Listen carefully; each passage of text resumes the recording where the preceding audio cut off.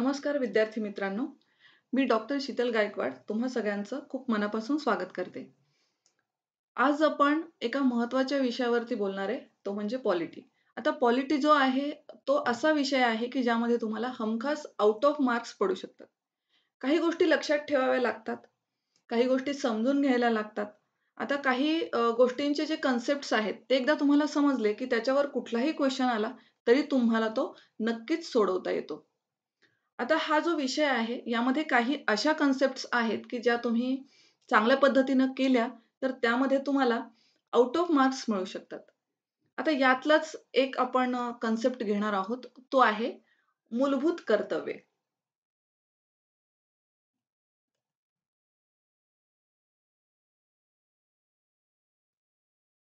आता यामध्ये मूलभूत कर्तव्यामध्ये मुख्यतः एक गोष्ट लक्षात ठेवा.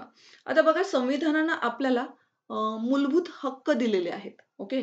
भारताच्या नागरिकांना मूलभूत हक्क दिलेत आणि जर तुम्ही हक्क उपभोगत असाल, तर तुम्ही काही कर्तव्य सुद्धा बजावली पाहिजेत, अशा पद्धतीची एक माफक अपेक्षा असते. मूलभूत हक्कांचा समावेश ज्यावेळेस संविधान निर्मिती झाली त्यावेळेस करण्यात आलेला होता. त्यावेळेस कर्तव्य नव्हती. ओके. मूलभूत कर्तव्यांचा समावेश नंतर करण्यात आलेला आहे. आता हा कधी करण्यात आलेला आहे? तर 42वी जी घटना दुरुस्ती आहे, 1976 मध्ये झाली. आता हा 76 हा जो कालावधी आहे, बरोबर? आता हा जो कालावधी आणीबाणीचा काळ आहे. इंदिरा गांधीजी त्या काळामध्ये पंतप्रधान होत्या आणि त्या काळामध्ये संविधानामध्ये दुरुस्ती करण्यासाठी स्वर्णसिंग समिती नेमण्यात आली आणि ही स्वर्णसिंग समिती जी आहे, त्या समितीने काही रिकमेंडेशन केले. यामध्ये मूलभूत कर्तव्यांचा समावेश हा संविधानामध्ये केला जावा अशा पद्धतीचं एक प्रकारे रिकमेंडेशन या स्वर्णसिंग समितीनं केलेलं आहे. आणि याला अनुसरूनच एकूण 10 मूलभूत कर्तव्यांचा समावेश हा संविधानामध्ये करण्यात आला. या घटना दुरुस्तीच्या अन्वये. आता ही 42वी जी घटना दुरुस्ती आहे तिला आपण काय म्हणतो तर मिनी कॉन्स्टिट्यूशन म्हणजेच लघु राज्यघटना असंही याला म्हटलं जातं. ओके. अनेक या घटना दुरुस्तीच्या अन्वये अनेक तरतुदी करण्यात आलेल्या आहे आणि आपण आज जो विषय बघतोय त्या संदर्भातच बोलूया. तर त्याप्रमाणे 10 मूलभूत कर्तव्यांचा समावेश हा या आपल्या घटनेमध्ये करण्यात आला. आता एकूण मूलभूत कर्तव्ये किती आहेत? असा जर प्रश्न विचारला गेला तर ती किती आहेत? याच्यामध्ये यानंतर एक मूलभूत कर्तव्य नंतर समाविष्ट करण्यात आलेलं आहे. आता ते अजून एक घटना दुरुस्ती झाली, 86वी घटना दुरुस्ती 2002 आणि एकूण मिळून किती झाली? 11 मूलभूत कर्तव्य या ठिकाणी झालेली आहेत. आता 86वी घटना दुरुस्ती जी झाली 2002 ची, या अन्वये आपण बघणार आहोत पुढेही, पण आत्ताही सांगते. तर याची तरतूद काय सांगितलेली आहे, की 6 ते 14 या वयोगटातील मुलांना शिक्षण उपलब्ध करून देणं. म्हणजे हे 11वं मूलभूत कर्तव्य जे आहे, ते यामध्ये समाविष्ट करण्यात आलेलं आहे. आता आपण एक ओव्हरऑल तुम्हाला एक समरी मी सांगितली. अगदी महत्त्वाचे पॉइंट्स जे आहेत ते मुख्यतः सांगितले. आता याच्यामध्ये आपण जर क्वेशन कशा पद्धतीने येऊ शकतात? बघा, तुम्ही जेव्हा वाचन करत असता, तेव्हा फक्त ब्लाइंडली वाचन न करता कुठलीही गोष्ट वाचताना काही जे महत्त्वाचे पॉइंट्स आहेत, की बाबा आता बघा मी वाचते 42वी घटना दुरुस्ती. बरोबर. मग याच्यावर काय प्रश्न येऊ शकतो, की कोणत्या घटना दुरुस्तीच्या अन्वये मूलभूत कर्तव्यांचा समावेश हा करण्यात आलेला आहे घटनेमध्ये, बरोबर, संविधानामध्ये. आता सेकंड पॉइंट आहे स्वर्णसिंग समितीचा. कुठल्या समितीच्या त्यांनी जे शिफारस केली, त्या शिफारसीने या मूलभूत कर्तव्यांचा समावेश हा संविधानामध्ये करण्यात आला. आता एकूण मूलभूत कर्तव्य किती आहेत? संविधानातली म्हटलं तर आपण 10 आणि त्यानंतर त्यामध्ये 11वं म्हणजे 42व्या घटना दुरुस्तीने 10 मूलभूत कर्तव्यांचा समावेश हा जो आहे, तो संविधानामध्ये केला गेला आणि त्यानंतर 11वा मूलभूत कर्तव्य नंतर 86व्या घटना दुरुस्तीच्या अन्वये त्यानंतर त्यामध्ये समाविष्ट करण्यात आलेलं आहे. ओके. तर ओव्हरऑल हे मूलभूत कर्तव्याविषयीचे एक महत्त्वाचे पॉइंट्स जे आहे ते आपण या ठिकाणी डिस्कस केले. आता एक गोष्ट लक्षात ठेवा, हक्क आणि मूलभूत कर्तव्य. बरोबर? मूलभूत हक्क जे संविधानानं दिलेले आहेत. बरोबर? समानतेचा अधिकार असेल, इतर आपण पाहणार आहोत ते. तर वेगवेगळे जे मूलभूत हक्क नागरिकांना मिळालेले आहेत. आता हे लक्षात ठेवा, हक्काची पायमल्ली होत असेल, तर नागरिक जो आहे, तो कायद्याची मदत घेऊ शकतो. बरोबर? यामध्ये मुख्यतः तो न्यायालयात जाऊ शकतो. म्हणजेच हा कायदेशीर हक्क जो आहे, तो या ठिकाणी नागरिकांना मिळतो. बरोबर?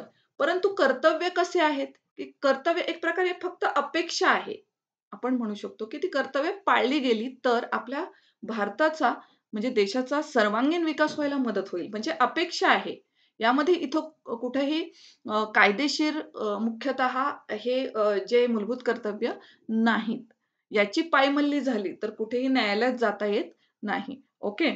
आता यानंतर आपण मुख्यतः पुन्हा एकदा महत्त्वाचे पॉइंट्स जे आहेत ते बघणार आहोत. भारतीय राज्यघटनेतील मूलभूत कर्तव्यामध्ये एकूण 11 कर्तव्यांचा समावेश आहे. बरोबर? आता ही कशामध्ये नमूद आहेत? तर कलम 51 ए मध्ये नमूद आहेत. 1976 मध्ये 42वी जी घटना दुरुस्ती झाली, त्यामध्ये 10 कर्तव्यांचा समावेश करण्यात आलेला आहे. आता पॉलिटी हा असा जो विषय आहे, त्यामध्ये तुम्हाला घटना दुरुस्ती कितवी आहे, कधी करण्यात आलेली आहे, त्या अन्वये कुठली गोष्ट त्यामध्ये समाविष्ट करण्यात आलेली आहे. या गोष्टी तुम्हाला माहिती असणं अत्यंत आवश्यक आहे. कारण घटना दुरुस्ती हा विषय जो आहे, तो अत्यंत महत्त्वाचा आहे. आता हे करत असताना थोडंसं लक्षात ठेवायचा प्रयत्न करायचा आहे.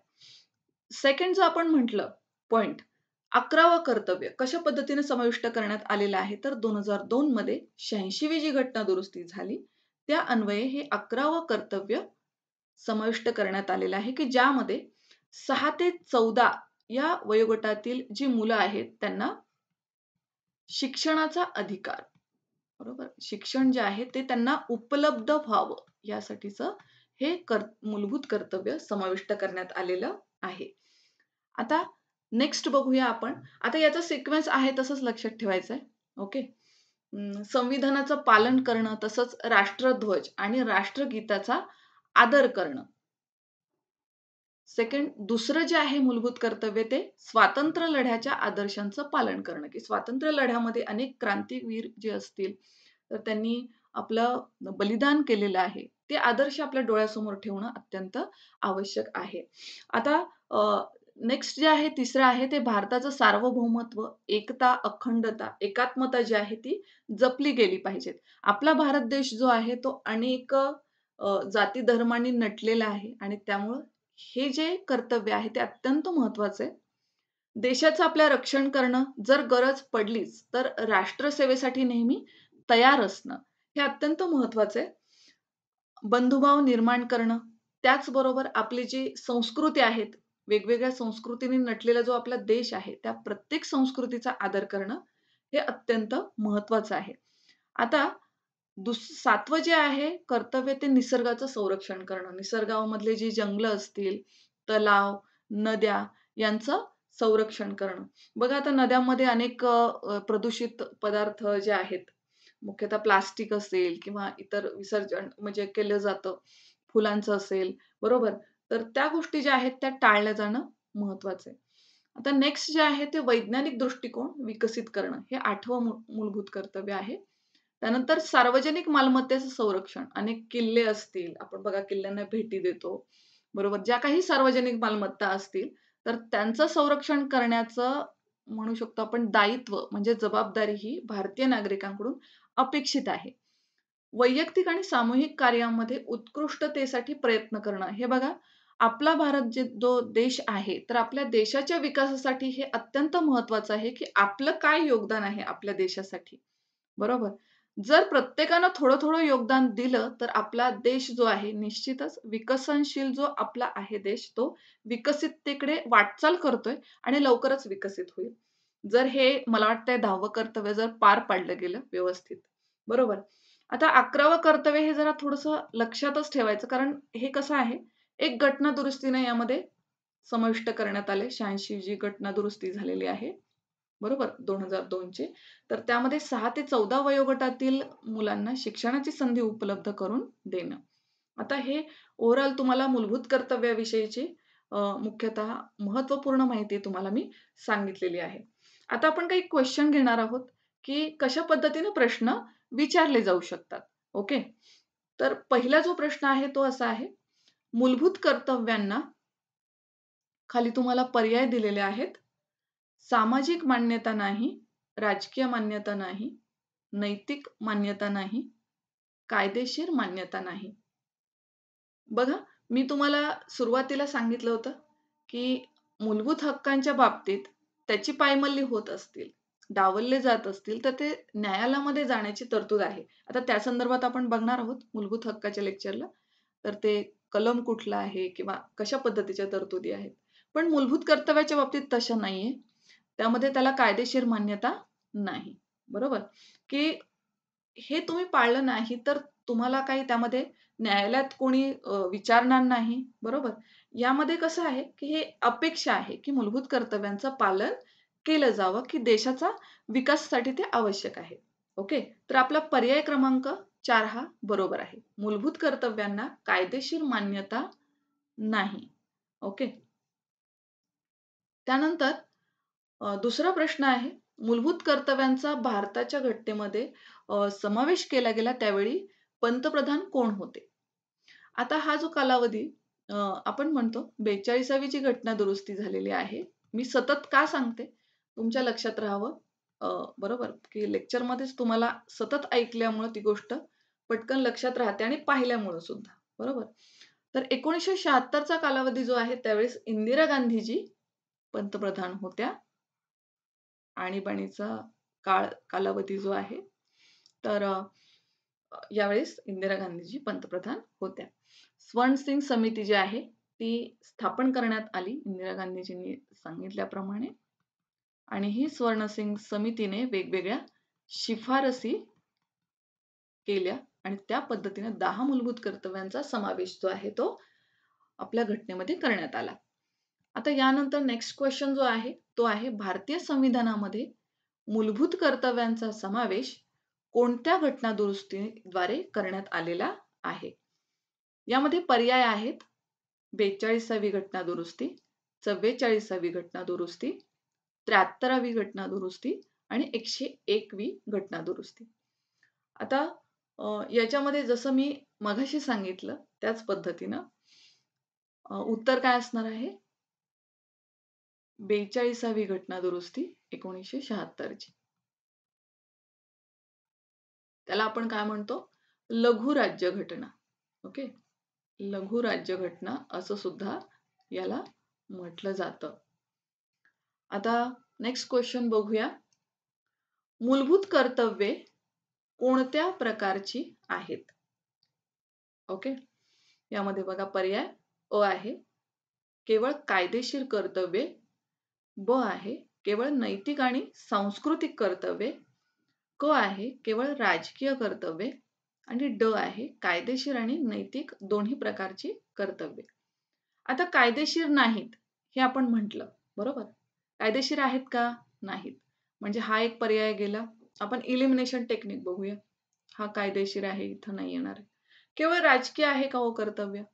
नाहीये, बरोबर? एक प्रकारे अपेक्षा आहे. म्हणजे ते कसं आहे? तुमचं नैतिक कर्तव्य आहे. बरोबर? आपण म्हणतो ना नैतिकता. नैतिक कर्तव्य त्या पद्धतीने. सांस्कृतिक कर्तव्य म्हणजे पर्याय क्रमांक ब जो आहे बरोबर 2 नंबर तो आपला करेक्ट आहे. आता यानंतर हा एक महत्त्वाचा क्वेश्चन आहे. आपली घटना जेव्हा घटना निर्मिती झाली तेव्हा वेगवेगळ्या देशाकडून प्रेरणा घेऊन आपण वेगवेगळ्या जे घटक आहेत त्यांचा समावेश आपण आपल्या राज्यघटनेमध्ये केलेला आहे. बरोबर? आता यामध्ये प्रश्न बघा, मूलभूत कर्तव्यांची संकल्पना आपण कोणत्या देशाकडून घेतली आहे? जर्मनी, अमेरिका, दक्षिण आफ्रिका, USSR म्हणजेच रशिया. आता यामध्ये आपण एका लेक्चरमध्ये पाहणार आहोत, की घटना निर्मितीच्या वेळी वेगवेगळे ज्या संकल्पना ज्या आहेत, त्या कुठल्या-कुठल्या देशाकडून घेतलेत. आता सध्या आपण मूलभूत कर्तव्याविषयी बोलतोय, त्यामुळे मी तेवढंच उत्तर तुम्हाला सांगणार आहे. बाकी पोर्शन आपण घेतल्यानंतर आपण एकत्रितरित्या त्याची रिव्हिजन करू. ओके. तर उत्तर आहे USSR. मूलभूत कर्तव्ये जी आहेत ती त्याची संकल्पना ही USSR रशियाकडून आपण घेतलेली आहे. पर्याय क्रमांक 4 हे आपलं काय आलं? उत्तर आलं. आता यानंतर भारतीय संविधानामध्ये 10 मूलभूत कर्तव्ये जी आहेत त्यांचा समावेश केव्हा करण्यात आला? 1969, 1951, 1975, 1976. आपण कुठली सांगितली घटना दुरुस्ती? 42वी घटना दुरुस्ती 1976 ची. सतत लिहा. लिहिल्यानंतर तुम्हाला ते लक्षात राहतं. जशा तुम्ही नोट्स स्वतः लिहिल्या असतील, तर त्या पटकन आपल्या लक्षात राहतात. परीक्षेत पटकन आठवतं. बरोबर? तर त्यासाठी मी सुद्धा लिहिते. 1976. 1976 जो कालावधी आहे तेव्हा 10 मूलभूत कर्तव्यांचा समावेश हा भारतीय संविधानामध्ये केला गेला. आता मूलभूत कर्तव्याविषयीची माहिती जी आहे ती आपण घेतली. यातले महत्त्वाचे पॉइंट्स जे आहेत ते निश्चितपणानं लक्षात ठेवायचे आहेत. यातला प्रश्न जो आहे मूलभूत कर्तव्याविषयीचा प्रश्न आला तर यातलाच क्वेश्चन येणार आहे. ओके. तर यामध्ये आपण महत्त्वाचे पॉइंट्स इथे डिस्कस केले. आपण आता पुन्हा भेटणार आहोत नेक्स्ट लेक्चरमध्ये. Thank you very much. Bye.